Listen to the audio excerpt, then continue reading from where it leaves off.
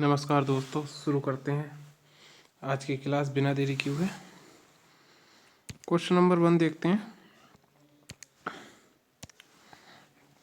निम्नलिखित में से किससे विनिर्धारित होता है कि भारत का संविधान परिसंघीय है?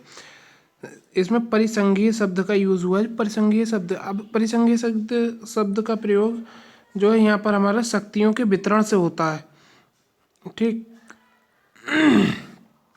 एक मिनट, इसको जो है बाद में देखेंगे।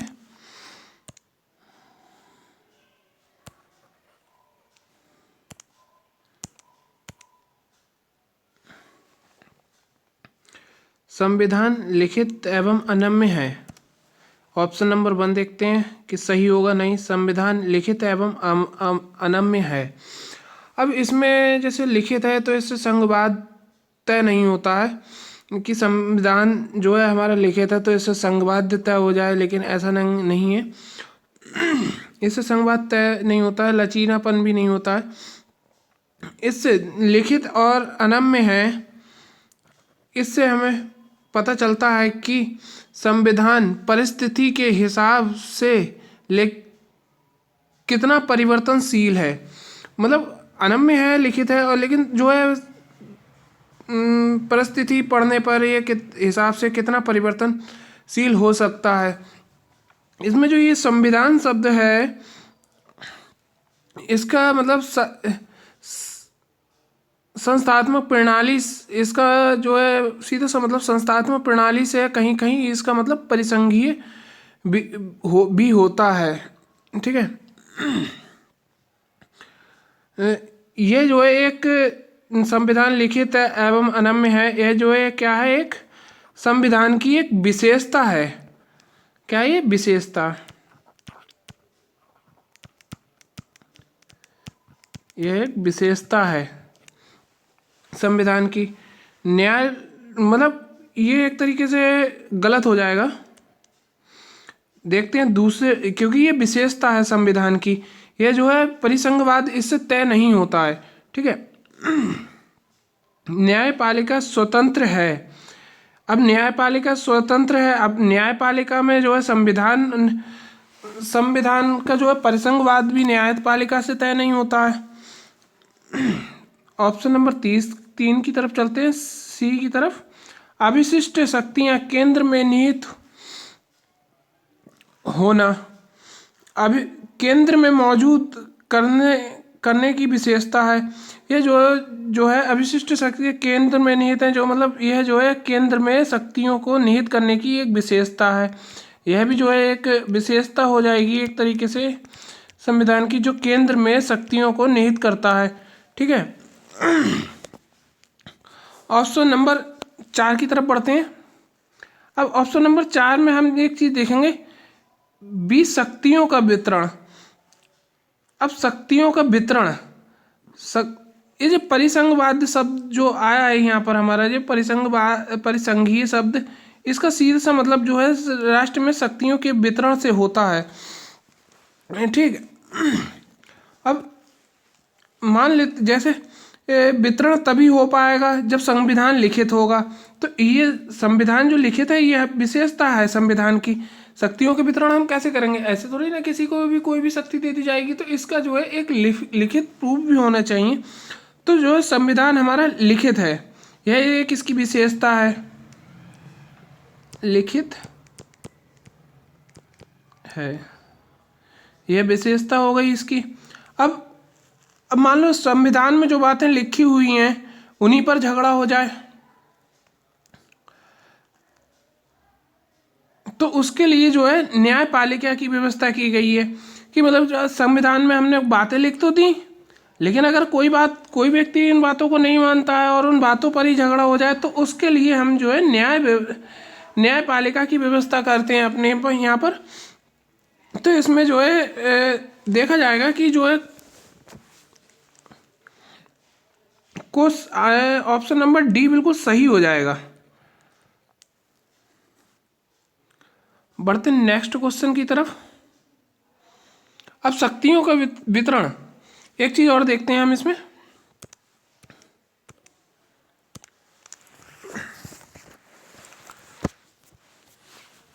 शक्तियों के वितरण से दोहरी पहचान तो बनती है, लेकिन जरूरी नहीं है कि दोहरी नागरिकता भी लेनी पड़े।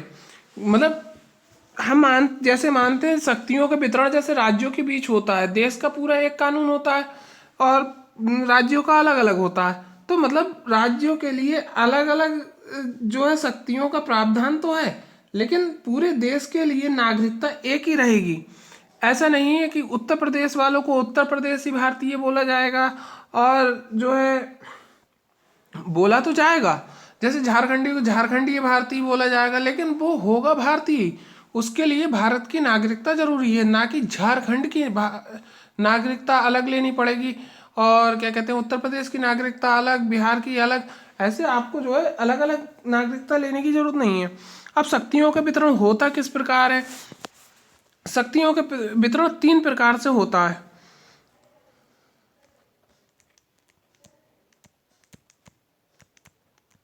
शक्तियों का वितरण, शक्तियों के वितरण एक नंबर 1, शक्ति एक केंद्र में होगी, मतलब केंद्र सरकार जो शक्तियां जो मेन शक्ति एक जो केंद्र में होगी, तो शक्ति, एक मिनट रेस करते हैं इसको, केंद्र में होगी, ये शक्ति केंद्र में होगी। तो ये शक्ति को जो है एकात्मक कहेंगे हम। क्या कहेंगे? एकात्मक। जब शक्ति एक प्रकार के केंद्र में होगी तो उसे एकात्मक कहेंगे। जब शक्ति 2 प्रकार के केंद्र में होगी,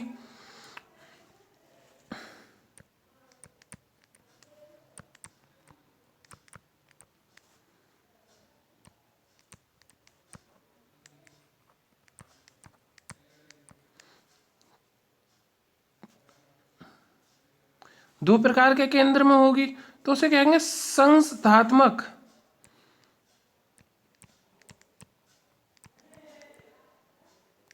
उसे संस्थात्मक कहेंगे। अब शक्तियां अनेक प्रकार के केंद्र में होंगी, मतलब जो है अनेक प्रकार के केंद्रों में, मतलब अगर 2 केंद्रों में शक्तियां विभाजित की गई हैं तो उसे जो है संस्थात्मक कहेंगे। अगर शक्तियां अनेक प्रकार के केंद्रों में विभाजित होती हैं तो उसे कहेंगे परिसंघात्मक।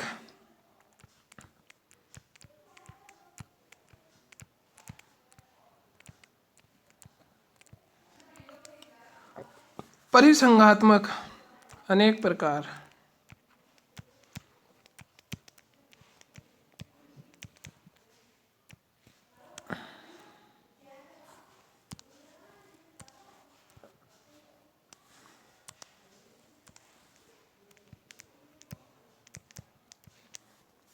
अनेक प्रकार के केंद्र में होगी तो वह परिसंघात्मक कहलाएगी। अब यहाँ पर हम जो देखते हैं शक्तियों का जो बंटवारा होगा तो वो अपने ये देश में जो है 2 राज्यों के बीच में नहीं होती, 2 प्रकार के केंद्रों में नहीं होती है, तो ये जो है अनेक प्रकार के केंद्रों में होती है। तो ये जो परिसंघवाद जो है शक्तियों के वितरण का एक मूल उदाहरण है। मतलब भारत का जो संविधान है वह परिसंघीय है। बढ़ते हैं नेक्स्ट क्वेश्चन की तरफ।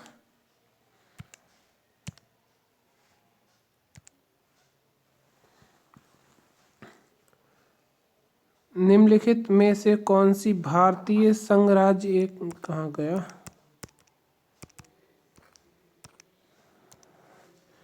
निम्नलिखित में से कौन सी एक भारतीय संघ राज्य पद्धति की विशेषता नहीं है? अब इसमें पूछा है कि विशेषता नहीं है, ठीक। तो भारत में स्वतंत्र न्यायपालिका है, ठीक। अभी हमने आपको पहले समझाया था कि भारत में एक स्वतंत्र न्यायपालिका है, ठीक। तो इसलिए एक आंसर जो है ये भारतीय संघ राज्य पद्धति की विशेषता है, तो ये जो है आंसर सही हो जाएगा। लेकिन हमसे गलत पूछा है तो ये वाला नहीं होगा, तो इसलिए ये ऑप्शन गलत हो जाएगा। केंद्र और राज्यों के बीच शक्ति का स्पष्ट विभाजन किया गया है। यह भी एक विशेषता है। हमने आपको बताया था कि जो है केंद्र और राज्यों के बीच स्पष्ट शक्ति का विभाजन किया गया है, तो यह भी एक विशेषता है। तो ये क्वेश्चन भी, ये ऑप्शन भी गलत हो जाएगा। संघबद्ध होने वाली इकाइयों को राज्यों में असमान प्रतिनिधित्व दिया गया। अब असामान्य प्रतिनिधित्व दिया गया, अब ये बात सत्य है कि जो है असामान्य प्रतिनिधित्व दिया गया है। प्रतिनिधित्व किसके आधार पर दिया गया है? जनसंख्या के आधार पर जो है प्रतिनिधित्व दिया गया है। ठीक, तो ये वाला क्वेश्चन भी हमारा जो वो ये वाला ऑप्शन भी हमारा बिल्कुल सही हो जाएगा। तो सही हो जाएगा, तो मतलब हमसे गलत पूछा है, मतलब कौन सी विशेषता नहीं है, तो ये वाला ऑप्शन भी जो है गलत हो जाएगा। ऑप्शन नंबर डी को देखते हैं। यह संघबाध्य होने वाली इकाइयों के बीच एक सहमति का परिणाम है। यह जो है सहमति का परिणाम नहीं है। जैसे अभी हम थोड़ा सा समझाते हैं सहमति का परिणाम क्यों नहीं है।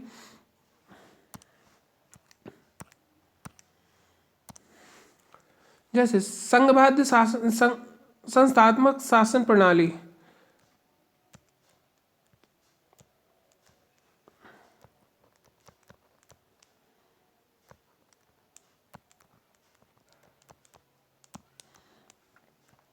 संघात्मक शासन प्रणाली।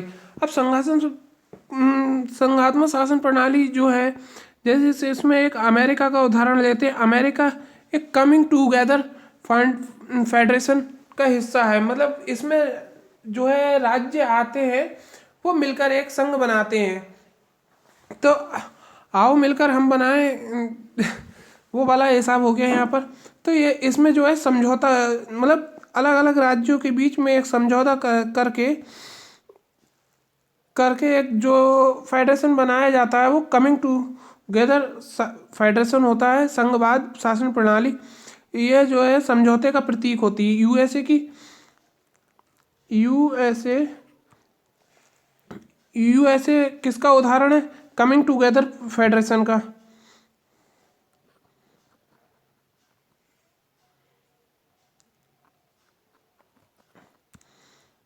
कमिंग टूगेदर फेडरेशन का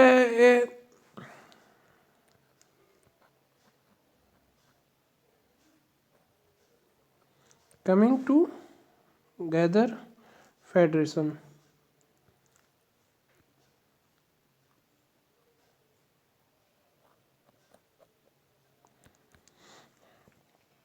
कमिंग टूगेदर फेडरेशन का उदाहरण है, जबकि भारत होल्डिंग टुगेदर फेडरेशन का उदाहरण है।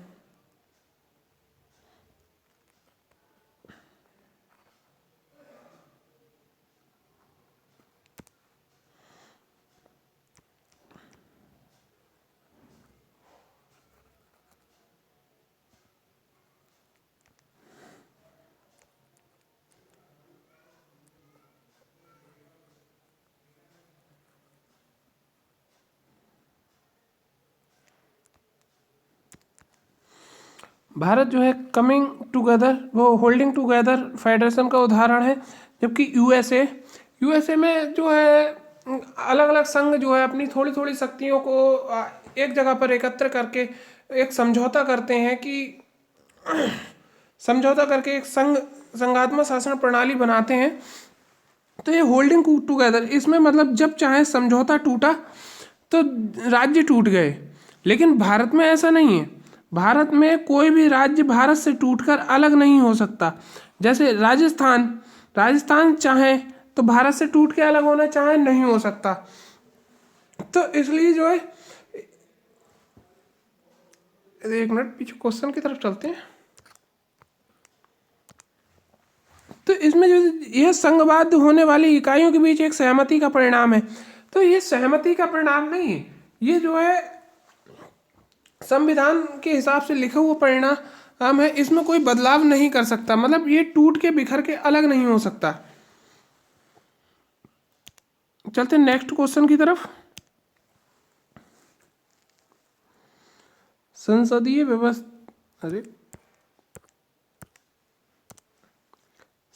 व्यवस्था वाली सरकार वह होती है जिसमें इसमें ऑप्शन नंबर पहले देखते हैं, संसद में सभी राजनीतिक दलों का सरकार में प्रतिनिधित्व होता है।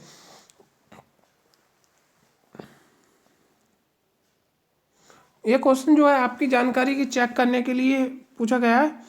यह संसदीय प्रणाली होगी, मतलब जो संसद के सभी राजनीतिक दलों का जिसमें सरकार का प्रतिनिधित्व होता है, तो यह संसदीय प्रणाली होती है। राष्ट्र सरकार कही जाएगी जिसमें संसदीय प्रणाली से कोई लेना देना नहीं होगा। मतलब इसमें संसदीय प्रणाली से कोई लेना देना नहीं होगा, क्योंकि ये सरकार कही जाएगी, राष्ट्र की सरकार, इसमें संसदीय प्रणाली से कोई मतलब नहीं होगा, क्योंकि इसमें राजनीतिक दलों का सरकार में प्रतिनिधित्व की बात कही गई है। तो ये ऑप्शन हमारा गलत हो जाएगा। ठीक, सरकार संसद के प्रति उत्तरदायी होती है, संसद के प्रति, ठीक है, और उनके द्वारा हटाई जा सकती है। ठीक, ये ऑप्शन बिल्कुल सही हो जाएगा। सरकार जो है संसद के प्रति उत्तरदायित्व होती है, मतलब जैसे हम लोग अपने यहाँ से सांसद चुन के भेजते हैं, वोटिंग जो होती है उसमें हम लोग सांसद चुन के भेजते हैं, तो सांसद हमारा प्रतिनिधित्व सरकार के सामने करता है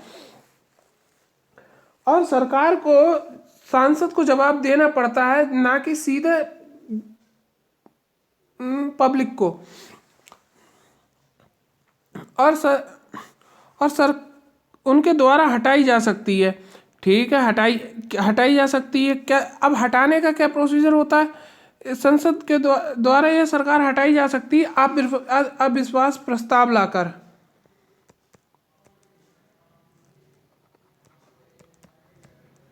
अविश्वास प्रस्ताव लाकर हटाई जा सकती है। लोकसभा भारत और केंद्र सरकार को हटा सकती है। ठीक, इसका मतलब अविश्वास प्रस्ताव लाकर लोकसभा भारत में केंद्र सरकार को हटा सकती है।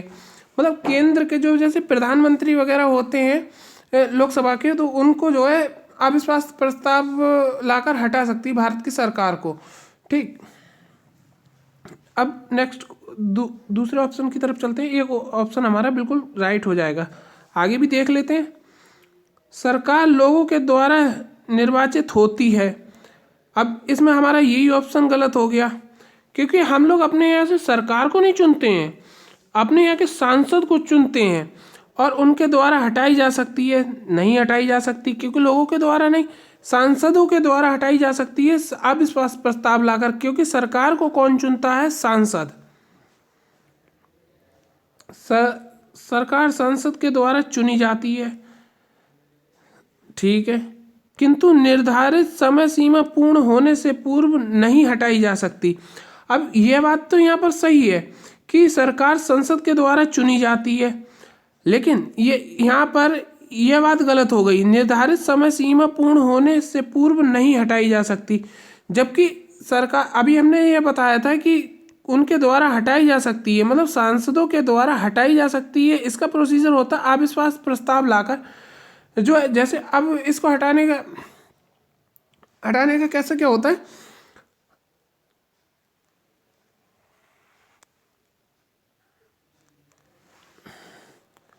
अब जो मंत्रिपरिषद जो होता है लोकसभा के प्रति, ये अनुच्छेद 75(3) में कहा गया है कि जो है मंत्रिपरिषद लोकसभा के प्रति उत्तरदायित्व होता है। लोगों के द्वारा संसद और विधायकों को चुना जाता है। अभी हमने आपको बताया था कि लोगों के द्वारा किसे चुना जाता है?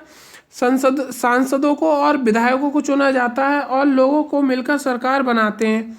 और मतलब जो सांसद हमारे और विधायक होते हैं, यह मिलकर जो है सरकार बनाते हैं। अब केंद्र की सरकार कौन बनाता है? केंद्र की सरकार बनाता है हमारा सांसद। केंद्र की सरकार कौन बनाता है? सांसद। और जबकि राज्य की सरकार कौन बनाता है? विधायक।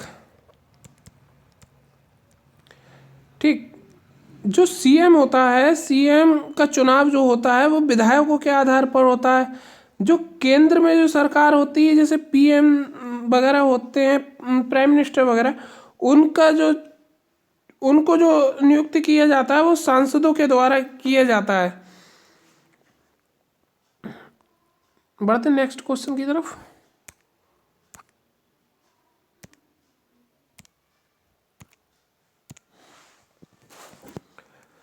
निम्नलिखित कथनों में से उस कथन को चुनिए जो मंत्रिमंडल स्वरूप की सरकार के अंतर्निहित सिद्धांतों को अभिव्यक्त करता है। ठीक, ऑप्शन नंबर 1 देखते हैं। ऐसी सरकार के विरुद्ध आलोचना, इस आलोचना शब्द का भी थोड़ा सा देखते हैं। आलोचना को कम से कम करने की व्यवस्था जिसके उत्तरदायित्व जटिल हैं तथा उन्हें सभी के संतोष के लिए निष्पादित करना कठिन है। ठीक, ऐसी सरकार के विरुद्ध आलोचना को कम से कम करने की व्यवस्था नहीं होती। मतलब आप चाहो कितनी भी आलोचना कर सकते हो। अपने भारत के अंदर यह व्यवस्था है, आप किसी को भी, इस सरकार में किसी भी व्यक्ति को हम गलत बोल सकते हैं। अब आलोचना,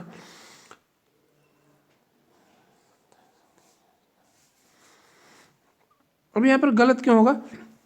जो ये आलोचना शब्द है, आलोचना शब्द का मतलब यहाँ पर क्या होता है? सरकार की आलोचना की व्यवस्था नहीं है।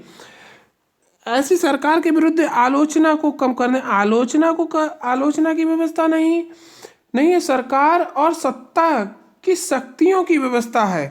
ठीक, किसकी आलोचना की व्यवस्था नहीं होगी? सरकार और शक्ति की। तो ये वाला ऑप्शन तो हमारा वैसे भी गलत हो जाएगा। क्वेश्चन नंबर बी को देखते हैं। ऐसी सरकार के कामकाज में तेजी लाने की क्रियाविधि जिसके उत्तरदायित्व दिन प्रतिदिन बढ़ते जा रहे हैं। अब क्रियाविधि, यह तो क्रियाविधि नहीं है, ठीक, और इसके उत्तरदायित्व तो दिन प्रतिदिन, ये क्रियाविधि नहीं है। अभी इसके बारे में अभी थोड़ा सा देखेंगे।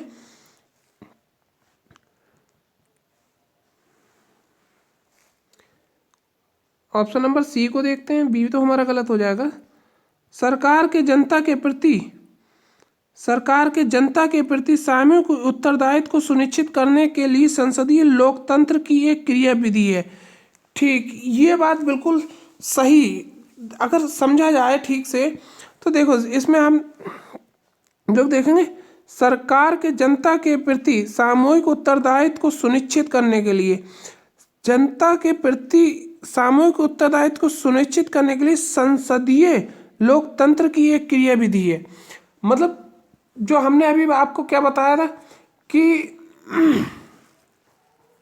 जनता के प्रति, मतलब जनता के प्रति कौन जिम्मेदार होगा? हमारे यहाँ का सांसद। तो सांसद, ये वाला ऑप्शन हमारा बिल्कुल सही हो जाएगा। अब इसमें थोड़ा सा और देखते हैं एक चीज।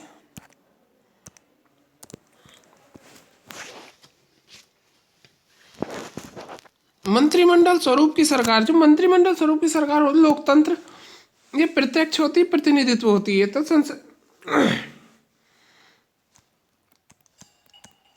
लोकतंत्र, अब एक इसमें जो है प्रतिनिधित्व होता है, एक प्रत्यक्ष होती है,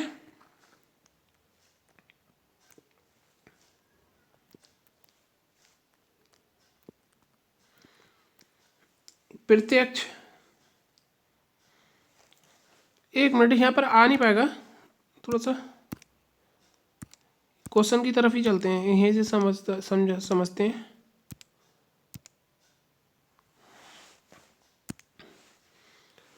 जो मंत्रिमंडल स्वरूप की सरकार होती है वो लोकतंत्र होती है, जिसमें जो प्रतिनिधित्व होता है वो संसदीय प्रणाली, जो संसदीय प्रणाली होती है, कार्यपालिका जिसे बोलते हैं, इसके लिए संसदीय प्रणाली, इसे संसदीय प्रणाली कहते हैं। कार्यपालिका संसदीय प्रणाली, इसका मंत्रिमंडल मुख्य भूमिका होती है, इसी मंत्रिमंडल में मुख्य भूमिका होती है। मतलब संसदीय जो प्रणाली होती है उसमें जो है मंत्रियों की सारी भूमिका होती है। तो यहाँ पर मंत्रिमंडल स्वरूप की बात की गई है। तो इसमें इसका एक जो है चीज और होती है, इसमें मंत्रिमंडलीय प्रणाली राष्ट्रपति प्रणाली के रूप में बदल जाती है। मतलब जो मंत्रिमंडल प्रणाली होती है, जो मंत्री वगैरह होते हैं वो प्रधानमंत्री को चुनते हैं। मतलब तो प्रधानमंत्री को चुनने के बाद जो है जो पावर जो होती है वह बढ़ जाती है। मतलब मंत्रियों को तो बहुत सारे मंत्रियों ने जो है हमारे पीएम को, प्रधानमंत्री को जो है चुनकर निकाला, तो उन लोगों में पावर बटी हुई है। अब उन्होंने सारी पावर जो है मिलाकर एक प्रधानमंत्री को दे दी, तो कौन ज्यादा पावरफुल हुआ? प्रधानमंत्री। तो प्रधानमंत्री को सारी पावर मिल जाती है। तो ये जो संसदीय प्रणाली एक होती है अध्यक्षीय प्रणाली। इसमें क्या होता है? राष्ट्रपति प्रणाली में जनता के द्वारा सीधा होता है। मतलब जो है कुछ किस्सों में जैसे हमने, चलो इसको हम बाद में समझते हैं, ये थोड़ा सा अलग का टॉपिक रहेगा है। ये वाला क्वेश्चन में हमारा ये हो गया। अब इसमें ऑप्शन नंबर डी भी देखते हैं। वैसे राइट ऑप्शन हमारा सी हो गया, ठीक। डी को भी एक बार नजर मार लेते हैं। उस शासन अध्यक्ष के हाथों को मजबूत करने का एक साधन है जिसका जनता नियंत्रण हंसमुख दशा में है। हंसमुख दशा में है। अब इसमें देखते हैं शासनीय अध्यक्ष के हाथों को मजबूत करने। अब इसमें जो है ये जो किसी को मजबूत करने का तरीका नहीं है। अब मतलब एक तुमने किसी भी व्यक्ति को बैठाल दिया और उसको जो है सारी पावर दे दी, तो मतलब उसका हाथों को मजबूत कर दिया। लेकिन उसका अगर वो अपनी पावर्स का गलत फायदा उठाता है तो उसको हटाया भी जा सकता है। जैसे कि हमने संसदीय प्रणाली में बताया था कि अविश्वास प्रस्ताव लाकर जो है हटाया जा सकता है। उसी प्रकार मतलब जो है किसी के हाथों को पूरी तरह से मजबूत नहीं किया जा सकता, ठीक है। तो ये जो है किसी के हाथों को मजबूत करने का तरीका नहीं है, ठीक है। बढ़ते हैं नेक्स्ट क्वेश्चन की तरफ।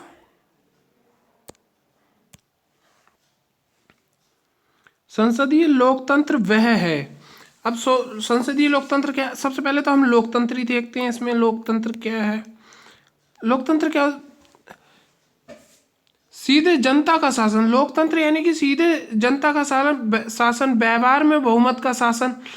ये जो है सीधे जनता का शासन होता है लोकतंत्र के थ्रू, लेकिन ये व्यवहार में बहुमत का शासन होता है।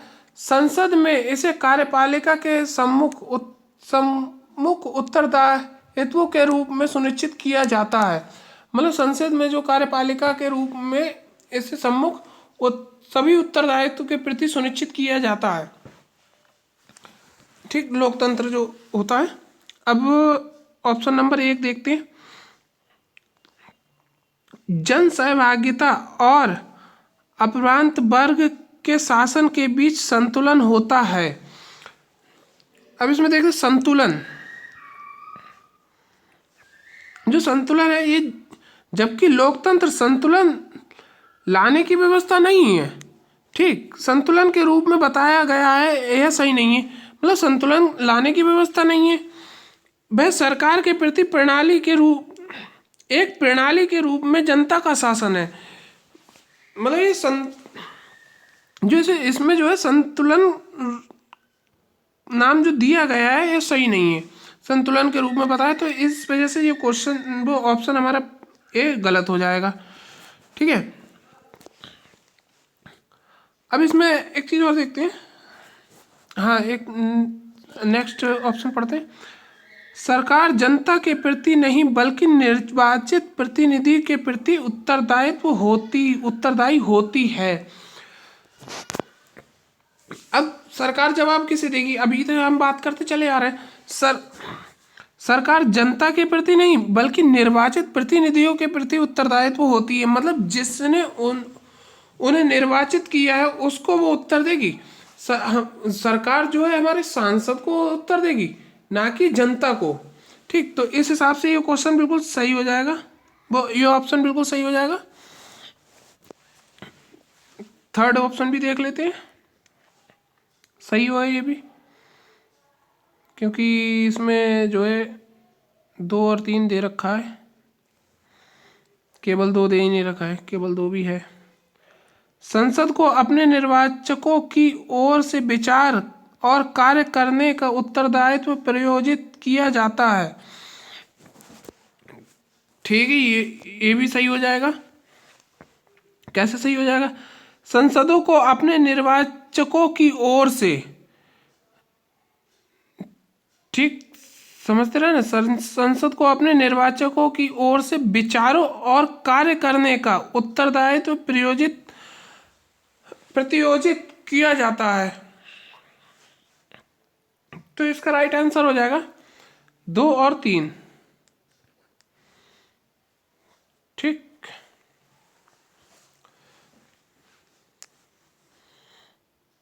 आज के लिए बस इतना ही। मिलते हैं नेक्स्ट क्लास में। धन्यवाद।